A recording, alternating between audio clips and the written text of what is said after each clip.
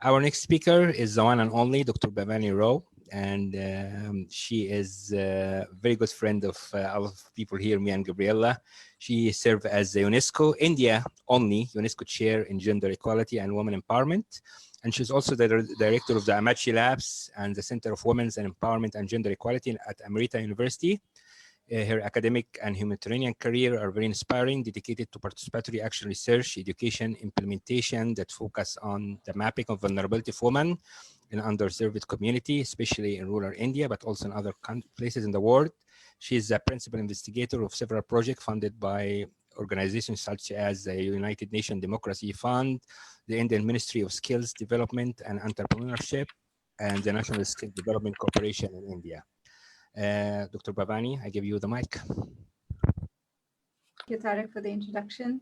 Hello, everyone. And I'm glad that the mood was set into a slightly more practical by the previous speaker. And so I would like to talk something that's a little more tangible, because our work is very much in the present.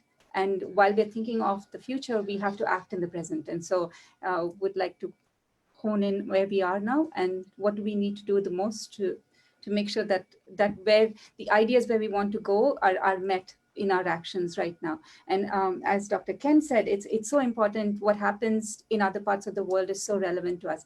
As our chancellor put it, is like if you are on a 10-story building and you're on the 10th floor, and if there's a fire at the bottom of on the bottom floor, it's going to get to you at some point of time. So what's happening in other parts of the world is just as relevant to us. It's the idea of community, but the idea of that what happens in one place is such a huge impact on us is something that we keep in mind. And holding that as a base, I'd like to just quickly take you to some of the very key things that we have been following very closely in our work in rural India. Tarek told that most of my work is in rural India and with women in rural India. So the lessons that I will take from there, I hope will be relevant to the rest of the world. I think mostly they are. So along with Dr. Tarek, we have come up with a framework to actually map women's vulnerabilities using systems thinking. And I think there's a lot of people from that philosophy in this group. So I don't have to go into the details of that.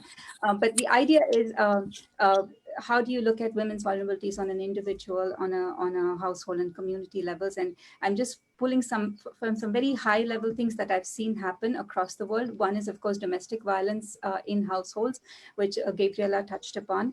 This is something that is coming across all cultures.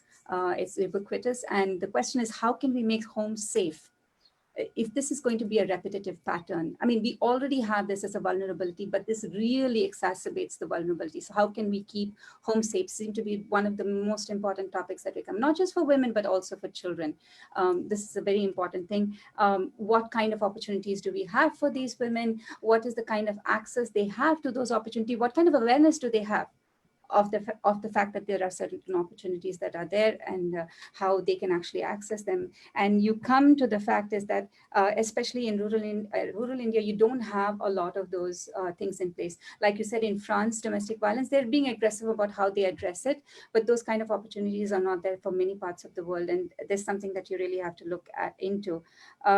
Second is on a household level, another important thing that's coming up is education of the girl child, whether it's due to financial constraints or social cultural dimensions. There's a lot that is going to impact the education of the girl child. If the family doesn't have enough money because of the financial crisis to educate their children, they're going to prefer the male child over the female child. What are the things that we're going to put into place, make sure that the female child's education is not coming? This is a huge thing. These are all very big topics, but they stand at a very precarious point right now. The third thing, and I'm going really fast, is our work with self-help groups.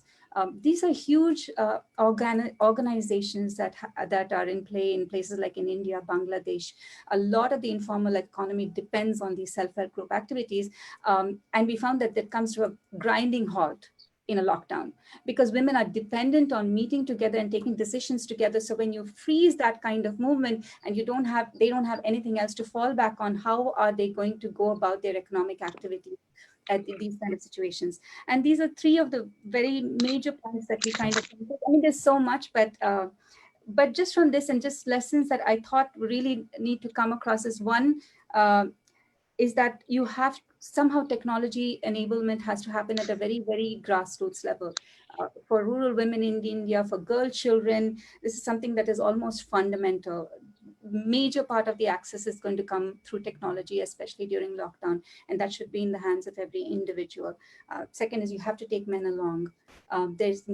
You cannot underestimate the amount of awareness that needs to go out into families about educating their children equally, into to men about treating their women right. This is another thing that has to happen at an individual. Very strong awareness campaigns against domestic violence and child sexual abuse and children's abuse in general should happen.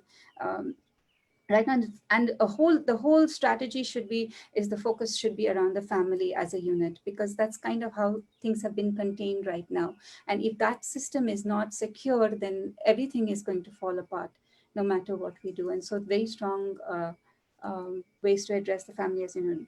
And if I would like to end on a slightly positive note, there's also a lot of speculation that most of the countries that did really very well in addressing the COVID crisis were all led by women leaders. And our organization is also led by a woman leader, and she did an amazing job at keeping this huge community really safe. And we've not had one single instance of COVID in our community, even though we're like right next to all kinds of hotspots and we're a very exposed community. So there's something to be said about it. Now, it may be that women have an instinctive parallel conversation always in their mind about the well-being of the child, no matter what they're doing. They're always thinking about their child somewhere in the background.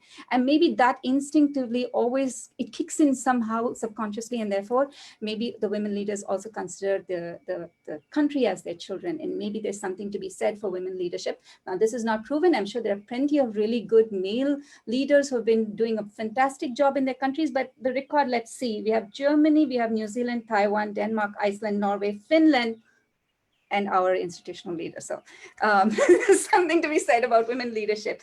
I don't know if I've taken 6 minutes because I really tend to talk a lot. But the idea is that maybe there's something that can be done to actually encourage women's leadership. And maybe these are the ways forward in terms of gender and COVID. Thank you. Well, thank you so much, Bhavani. When it comes to women, you can speak faster than me. I'm impressed. So because she always actually teach me that I speak fast, but now I discovered that she can actually beat me in the speed. So thank you so much. I know that you're very enthusiastic, and I really totally respect your point of view. So